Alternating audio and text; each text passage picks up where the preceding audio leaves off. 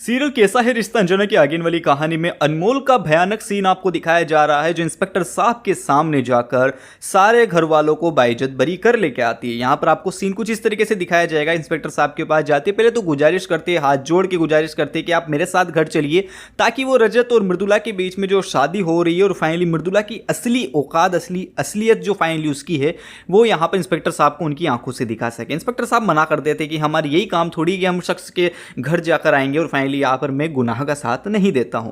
Then आगे वाली कहानी में आपको दिखाया जाएगा प्रमोशन लेटर इंस्पेक्टर साहब का टेबल पर होता है। अनमोल उसको पढ़ लेती है और फाइनली इंस्पेक्टर साहब को ब्लैकमेल करती नजर आएगी। इंस्पेक्टर साहब अगर आप मेरे साथ नहीं चलेंगे तो फाइनली मैं ये फाड़ दूंगी। यहां पर बच्चों की कसम देते इंस्पेक्टर साहब, फाइनली जाना ही पड़ता है, क्योंकि अगर नहीं जाएंगे तो प्रमोशन लेटर फट गया तो 5-6 साल की मेहनत बेकार चली जाएगी। ऐसा इंस्पेक्टर साहब कहते हैं। इंस्पेक्टर साहब जाते हैं, मृदुला की असलियत उसके आंखों के सामने देखते हैं।